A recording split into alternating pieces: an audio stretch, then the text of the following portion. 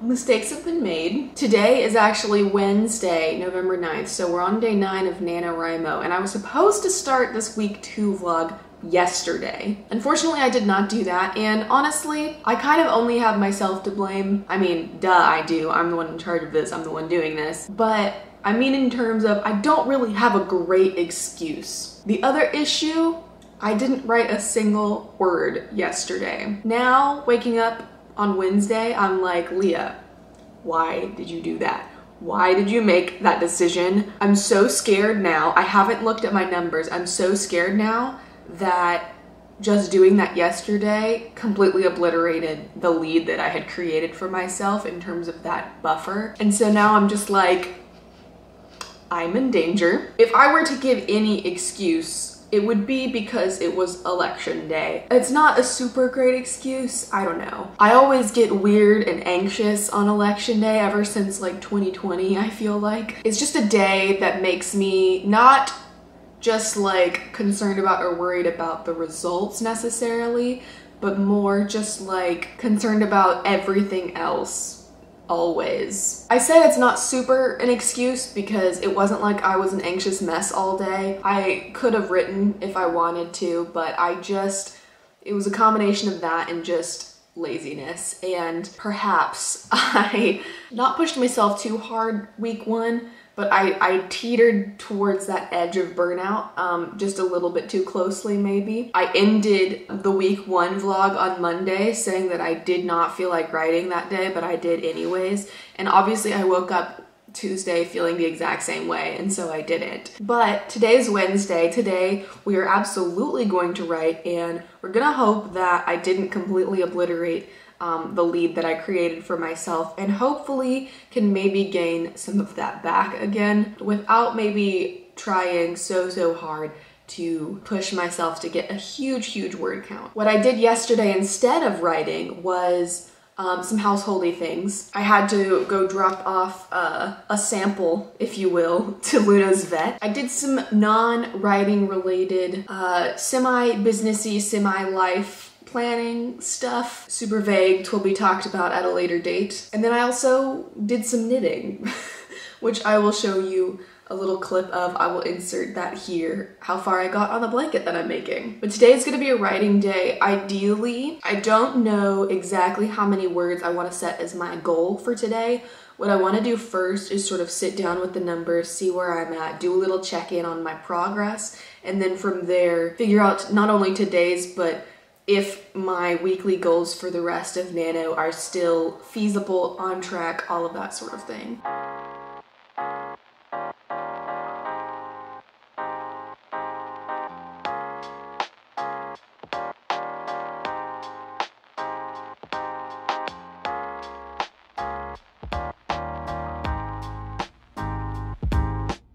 Hi friends, today is Friday and I already know that this is gonna be a bit of a shorter vlog than usual, at least for a week-long vlog, because I don't think I filmed any update clips Wednesday or Thursday. I think I filmed some B-roll on Wednesday, but like maybe 1 clip, I don't know. Honestly, it's a bit of an accurate reflection of my mental state right now. I'm done. I don't want to do NaNoWriMo anymore. I'm still pushing forward. I say that, I'm not actually done. I'm still going to continue, obviously. That's just where my brain is at, and I'm constantly, like every morning I wake up and I'm like, I don't want to write. I don't want to write, but I sit down and I do it anyways. And it's not like once I'm there, I hate writing. Once I'm there, once I like am in the chair, I have my laptop in front of me and I'm in the zone, I'm fine. I'm not miserable in that moment. And in fact, there have been a lot of fun moments this week because I'm building up to the midpoint. And y'all, the midpoint is just one of my favorite parts of the book because a lot happens. A lot happens. It's a major shift. It's a much stronger, clear turning point in this book than my midpoint in Project Shadows. And so honestly, the midpoint is sort of a place where this becomes a whole different book than the place where it started. The thematic elements are carrying through, but we do a bit of genre switching, if that makes sense. The main plot, we have different concerns. I'll leave it at that. We have a much different focus for the main character than what she started the book with after what happens in the midpoint. And so that's exciting. I think the midpoint is also, however, part of what throws me off every time I try to write this book because of that dramatic change. This midpoint element, for the most part, has stayed pretty consistent, even since like my first draft back in 2018. This is one of those just anchor points that I know this happens. And part of my problem in the past has mainly just been connecting the beginning to the midpoint and the midpoint to the end, because the end has changed so much. The setup has changed a fair amount. There's still some core elements there that stayed, but a lot of the beginning has changed too, but this midpoint is sort of the crux that has held this idea together for me. If that makes any sense at all. I'm writing the book for the story itself, but this is sort of the moment that comes to mind whenever I envision people reading my book. I envision them getting to this point, and I'm like, okay, these are all the emotions I want them to feel. I want this to happen. I want them to have this reaction. And so this part is the thing that has carried me forward with the story. It's the thing that makes me not want to call it quits on this story. And I'm not there yet, but I'm building toward it. And so I'm starting to get a little bit more excited to get there. And I've caught myself trying to just skip forward. I'm like, I don't want to write this scene. I just want to skip to that part of the book. I'm trying my best to stay reined in. I will admit I did skip forward to right around the chapter that sort of begins the goings on of the fun section for me, and wrote a little bit there, but I've since then jumped back to where I am currently in, just trying to connect the dots. I think I'm going to have to let myself break free at some point though, because that's also the beauty of a fast draft, is you don't really have to finish every scene. I mean, you kind of do. What I really want is to make sure every scene has a clear logical flow to it, and then that I've written out at the bare minimum the major beats of each scene. Even if there's some gaps in between there where I'm connecting the dots from point A to point B, or creating the conversation that leads us to this crux point in the scene. I just want to make sure I have that kind of flow so that I know, okay,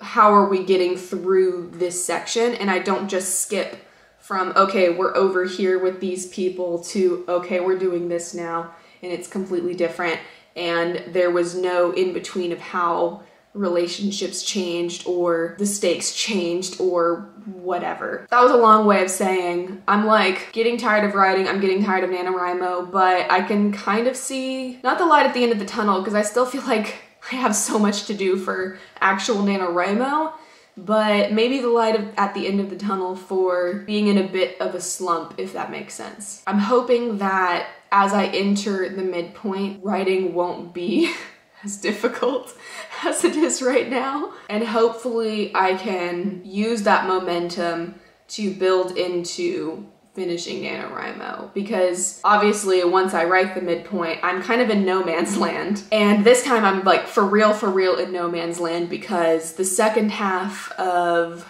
my book, really, I have no precedent for. So I've mentioned, obviously, having attempted to write this story a few times and not really finishing it, or feeling like something is off. And usually I come to that realization around the midpoint as I'm trying to make my way through the bad guys close in section of the story. I'm cool with what I have now. I feel really good about my outline, the best I've ever felt about it, but I don't sort of have the foundation that I've laid for the first half of the book. Even though a lot has changed since those previous iterations, I've worked through those problems, I feel a lot more confident about the first half than I do the second half. So we'll see what happens, is what I'm saying. And I think the second half, if NaNoWriMo is going to fall apart anywhere, it's going to be in the second half of the book. Although, to look at it in a positive light, it might be the opposite, because what I've been struggling with, I think, with my writing slump is having to fight through what I've done before and work through those problems, and sort of just like that past knowledge that the book sucks, I think is getting to me in a way. And so on the one hand, yeah, the second half might be even worse, but if I want to look at it positively, maybe it will be better because I don't have that extra layer of baggage going into it as well. I can really just draft whatever I want and not have to worry about, oh, is this better or worse than what I wrote before?